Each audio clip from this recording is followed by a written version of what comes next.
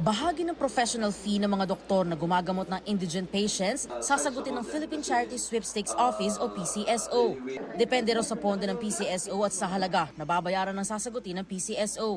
Target itong ipatupad sa October 30.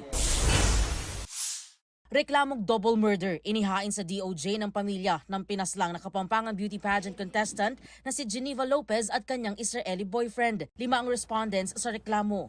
4 ang nasa kustodiya na ng PNP kabilang ang 2 pulis na sinibak sa serbisyo. Southbound lane ng EDSA Kamuning flyover binuksan na. Malalaking tipak ng bato humambalang sa kalsada sa barangay Manaatong Suyo, Ilocos Sur. Pansamantalang di nakadaan ang mga sasakyan. EJ Gomez, nagbabalita para sa GMA Integrated News. Huwag magpahuli sa mga balitang dapat ninyong malaman.